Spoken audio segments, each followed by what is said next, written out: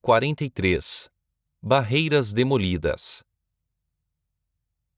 Depois do encontro com os fariseus, Jesus se retirou de Cafarnaum e, atravessando a Galiléia, dirigiu-se para a região montanhosa das fronteiras da Fenícia.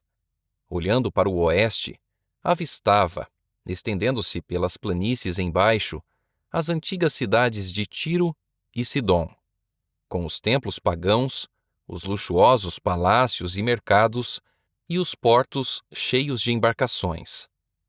Adiante estava a extensão azul do Mediterrâneo, sobre o qual os mensageiros do Evangelho deveriam levar as boas novas aos centros do grande império do mundo. Mas ainda não era o tempo. A obra que estava diante dele era preparar os discípulos para a missão que lhes seria confiada. Ao buscar essa região, Cristo esperava encontrar o retiro que não conseguira obter em Betsaida. No entanto, não era esse o único objetivo que tinha ao empreender essa viagem. Uma mulher cananeia, que viera daquelas regiões, clamava: Senhor, filho de Davi, tem compaixão de mim. Minha filha está horrivelmente endemoniada. O povo dessa região fazia parte da antiga raça cananeia. Eram idólatras, desprezados e odiados pelos judeus. A essa classe pertencia a mulher que foi até Jesus. Era pagã, sendo, portanto, excluída das vantagens desfrutadas no dia a dia pelos judeus. Muitos destes residiam entre os fenícios, e a notícia da obra de Cristo havia chegado nessa região. Alguns dentre o povo ouviram suas palavras e testemunharam as maravilhosas obras que realizava. Essa mulher tinha ouvido falar do profeta, que, segundo se dizia, curava todo tipo de doença. Ao ser informada de seu poder, nasceu-lhe a esperança no coração. Inspirada pelo amor materno, decidiu apresentar-lhe o caso de sua filha. Tinha o firme desígnio de levar sua aflição a Jesus, pois ele poderia curar sua filha. Ela havia buscado auxílio dos deuses pagãos, mas não obtivera melhora. E muitas vezes era tentada a pensar: o que esse mestre judeu poderá fazer por mim? Contudo, haviam dito a ela: ele cura todo tipo de doença dos que vão lhe pedir ajuda, independentemente de serem ricos ou pobres. Decidiu então não perder sua única esperança. Cristo conhecia a situação dessa mulher, sabia que desejava vê-lo e tinha se colocado no caminho dela. Aliviando-lhe a dor, poderia representar de maneira vívida o que pretendia ensinar. Com esse propósito, ele levara os discípulos àquele lugar. Queria que vissem a ignorância existente em aldeias e cidades vizinhas da terra de Israel. O povo a quem se dera toda oportunidade de compreender a verdade desconhecia as necessidades daqueles que o rodeavam. Nenhum esforço se fazia para ajudar as pessoas em trevas. O muro de separação, criado pelo orgulho judaico, impedia os próprios discípulos de se compadecerem do mundo pagão. Porém, era necessário quebrar essas barreiras. Cristo não atendeu imediatamente à súplica da mulher. Recebeu essa representante de uma etnia desprezada, como teriam feito os próprios judeus. Agindo assim, era seu objetivo impressionar os discípulos quanto à maneira fria e insensível com que os judeus tratariam um caso como esse, ilustrada pela forma como ele recebeu a mulher. Ele queria impressioná-los também quanto ao modo compassivo pelo qual desejava que eles lidassem com essas aflições, conforme exemplificou ao atender posteriormente o pedido dela. No entanto, embora Jesus não houvesse respondido, a mulher não perdeu a fé. Como se não a tivesse ouvido, ele passou e ela o seguiu, continuando a suplicar. Incomodados com a importunação da mulher, os discípulos pediram a Jesus que a mandasse embora dali. Viram que o mestre a tratava com indiferença e julgaram que os preconceitos dos judeus contra os cananeus lhe agradavam. No entanto, aquele a quem a mulher dirigia seus pedidos era um compassivo Salvador, e em resposta ao pedido dos discípulos, Jesus disse: Não fui enviado senão às ovelhas perdidas da casa de Israel. Embora essa resposta parecesse estar em harmonia com o preconceito dos judeus, na verdade, era uma sutil reprovação aos discípulos, o que vieram a compreender posteriormente, para lembrar-lhes o que lhes dissera muitas vezes, que ele viera ao mundo para salvar todos os que o aceitassem. Com crescente ardor, a mulher insistia em sua necessidade, inclinando-se aos pés de Cristo e clamando: Senhor, socorre-me! Aparentemente ainda desprezando suas súplicas, segundo o insensível preconceito judaico, Jesus respondeu: Não é bom tomar o pão dos filhos e lançá-lo aos cachorrinhos. Com isso afirmava, por assim dizer, que não era justo desperdiçar com os estrangeiros e inimigos de Israel as bênçãos trazidas ao favorecido povo de Deus. Essa resposta teria desanimado totalmente qualquer suplicante menos fervoroso. A mulher, entretanto, viu que havia chegado sua oportunidade. Sob a aparente recusa de Cristo, viu uma compaixão que ele não podia ocultar. Sim, Senhor, respondeu ela. Porém os cachorrinhos comem das migalhas que caem da mesa dos seus donos. Enquanto os filhos da casa comem à mesa paterna, os cães não são deixados sem alimento. Têm direito às migalhas que caem da mesa farta. Assim, já que eram concedidas tantas bênçãos a Israel, não haveria também uma para ela? Se era considerada como um cão, não teria, como tal, direito a uma migalha de sua generosidade? Jesus acabava de partir de seu campo de trabalho, porque os escribas e fariseus estavam procurando tirar sua vida. Murmuravam e ficavam se queixando. Manifestavam incredulidade e amargura, e recusavam a salvação tão abundantemente oferecida a eles. Mas neste caso, Cristo encontrou alguém que pertencia a uma raça infeliz e desprezada, não favorecida com a luz da palavra de Deus. Essa pessoa se entregou imediatamente à divina influência de Cristo e teve fé irrestrita em seu poder de lhe garantir o favor que suplicava. Pediu as migalhas que caíam da mesa do Senhor.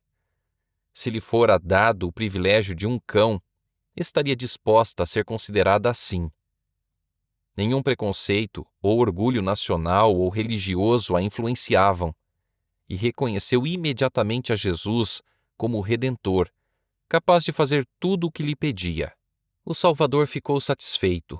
Havia provado a fé que aquela mulher tinha nele. Por sua maneira de lidar com ela, mostrou que aquela era considerada como uma rejeitada de Israel. Não era mais estranha, mas uma filha na família de Deus. E como filha, tinha o privilégio de partilhar das dádivas do Pai. Cristo assegurou-lhe então o que pedia e concluiu a lição dada aos discípulos. Voltando-se para ela com um olhar de compaixão e amor, disse: Mulher, grande é a tua fé. Faça-se contigo como queres. E desde aquela hora sua filha ficou sã. O demônio não mais a perturbou. A mulher partiu reconhecendo o Salvador e contente com a certeza da resposta ao seu pedido. Foi esse o único milagre que Jesus realizou nessa viagem.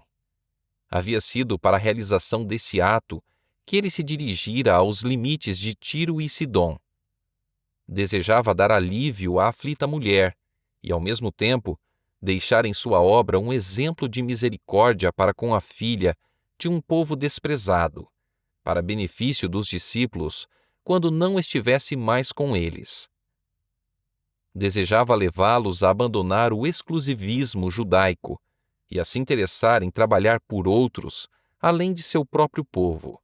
Jesus almejava desvendar os profundos mistérios da verdade que estavam ocultos por séculos, de que os gentios deviam ser co-herdeiros com os judeus e participantes da promessa em Cristo pelo Evangelho. Os discípulos demoraram para compreender essa verdade, e o Divino Mestre deu-lhes lição após lição. Recompensando a fé do centurião em Cafarnaum e pregando o Evangelho aos habitantes de Sicar, já havia dado provas de que não participava da intolerância dos judeus. Mas os samaritanos tinham algum conhecimento de Deus, e o centurião mostrara bondade para com Israel. Jesus colocou os discípulos em contato com uma pagã, que eles consideravam como qualquer outro membro de seu povo, sem nenhum direito a esperar seu favor. Queria dar um exemplo de como uma pessoa nessas condições devia ser tratada. Os discípulos achavam que ele distribuía sua graça de forma muito liberal. Cristo, porém, mostraria que seu amor não devia se limitar a qualquer povo ou nação.